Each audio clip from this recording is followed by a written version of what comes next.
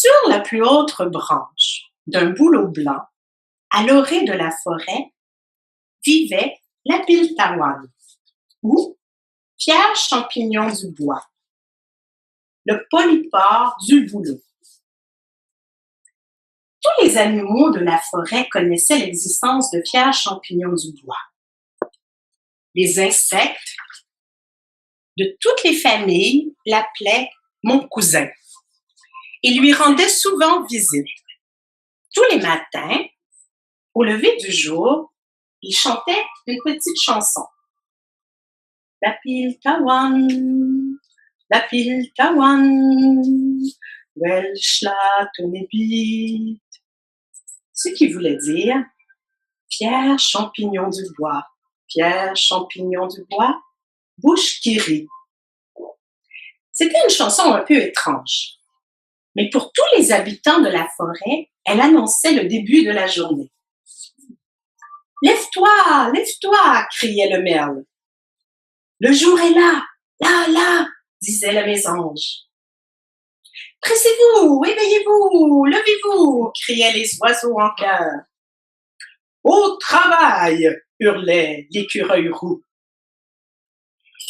Et tous les membres de sa grande famille, écureuil gris, écureuil noir, balatouche, petit tamia, se mettaient à la recherche de faine, de glands et de noix.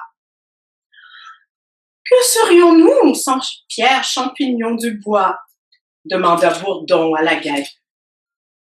Chaque matin, au lever du jour, il nous réveille avec sa chanson et quand le soleil descend derrière les montagnes, il chante encore pour nous, signaler l'arrivée de la nuit. Bourdon, qui n'avait pas grand-chose à faire, s'envola vers le boulot. Il alla dire à Pierre Champignon du bois combien sa présence était essentielle à la survie de tous, ce qui le fit rougir de plaisir de tous les pores de son chapeau. Un jour, Écureuil roux interrompit sa cueillette de faine, de glands et de noix pour grimper jusqu'en haut du bouleau où vivait Pierre Champignon du bois. « Depuis quand vis-tu ici? » demanda-t-il. « Oh, depuis aussi longtemps que je me souvienne, » répondit Pierre Champignon du bois. « Ça fait trop longtemps, » dit Écureuil roux, qui voulait le chasser pour habiter le grand bouleau blanc avec sa famille. Il se mit à ronger la grosse branche où se tenait Pierre Champignon du bois. « Ne fais pas ça !» s'exclama Pierre Champignon du bois. « Cette branche est ma maison. C'est ici que je veux vivre et chanter. »« Trouve-toi un autre arbre, » dit Écureuil roux en redoublant d'ardeur. « Non, je peux pas déménager. Personne n'entendra ma chanson si je change de domicile. »« Pas d'importance, » s'écria Écureuil roux tout en continuant de ronger la branche. Pierre Champignon du bois prit peur et il appela. « Au secours! Au secours! Venez à mon aide! Je veux rester dans le bouleau blanc et chanter ma chanson. » Ces cris furent entendus par une famille de guêpes qui avait construit son nid au bout de la branche où vivait Pierre Champignon du bois. Et les guêpes accoururent et voyant ce qu'Écureuil roux était en train de faire, elles l'attaquèrent avec rage et le piquèrent si fort qu'il perdit pied et roula par terre. « Va-t'en! Va-t'en! Et laisse Pierre Champignon du bois tranquille! » crièrent les guêpes. « Sinon, nous te piquerons jusqu'à la mort. » La nouvelle de cette attaque ne tarda pas à se répandre dans la forêt.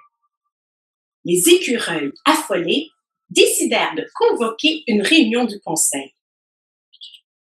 « Comment les guêpes ont-elles osé attaquer Écureuil roux? » lança Écureuil gris. « Parce qu'Écureuil roux a tenté de déloger Pierre Champignon du bois de sa maison dans le bouleau blanc, » répliqua l'un des tamias. « Tais-toi, petit tamia, » lança Balatouche. « Personne ne veut ton opinion. » Il ne faut pas croire tout ce qu'on entend, dit Écureuil Noir. Les guêpes sont des menteuses.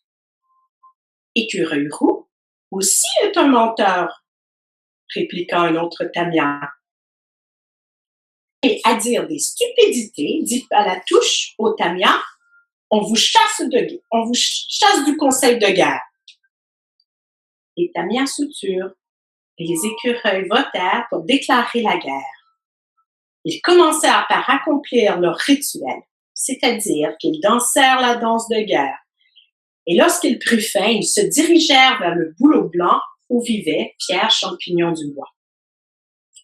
Par bonheur, le tronc de ce bouleau blanc n'était pas très gros. Seulement 2 ou 3 écureuils pouvaient y grimper ensemble. Les autres membres du conseil de guerre devaient attendre en bas. Quand Pierre Champignon du Bois vit les écureuils se bousculant et se poussant au pied de son arbre, il pensa que sa dernière heure était arrivée. « À l'aide! À l'aide! À l'aide! » se mit-il à crier.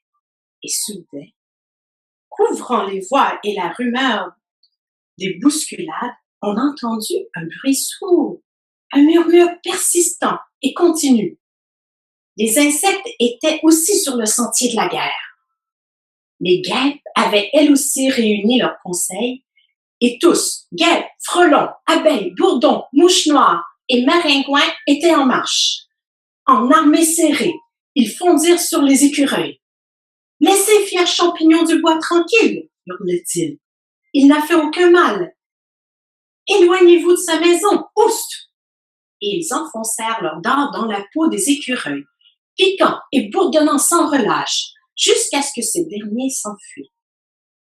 Là-haut, dans le bouleau, Pierre Champignon du Bois observait les combattants et attendait. À la fin, les insectes dirent « Il n'y a plus aucune crainte, petit cousin. Nous serons toujours là pour te défendre et te protéger. » Et ce soir-là, à la tombée du jour, Pierre Champignon du Bois chanta sa petite chanson comme toujours. La Piltawan, Welschlat Unibit. Pierre Champignon du Bois, Pierre Champignon du Bois, bouche qui rit.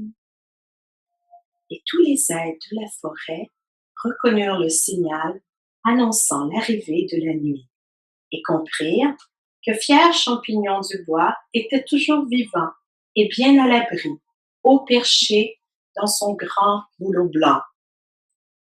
Encore aujourd'hui, Pierre Champignon du Bois chante toujours au lever et au coucher du soleil, mais seuls les habitants de la forêt peuvent l'entendre et comprendre son message.